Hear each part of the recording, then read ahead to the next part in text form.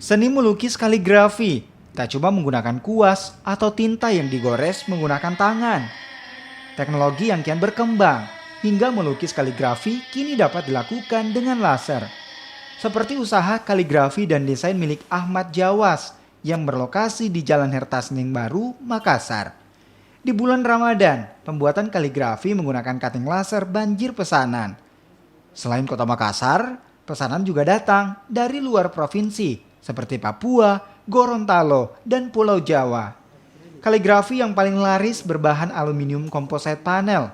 Selain kuat dan tahan lama, pengerjaan jauh lebih serta mudah dipasang sebagai interior masjid. Kaligrafi berbahan aluminium composite panel dihargai Rp1.500.000 hingga Rp1.800.000 per meter persegi. Untuk bulan Ramadan itu setiap tahun kita itu banyak permintaan.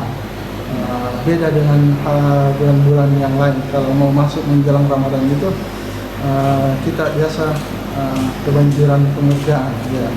Cuma biasa masjid itu maunya cepat-cepat selesai karena untuk memasuki bulan Ramadan mereka harus menghiasi masjidnya, mereka mempercantik masjidnya supaya ada kesan terbaru bagi jamaah yang mau melaksanakan salat tarawih. Sebelumnya, usaha seni kaligrafi yang dirintis Ahmad Jawas dijalankan secara manual. Penggunaan teknologi cutting laser dilakukan sejak tahun 2018.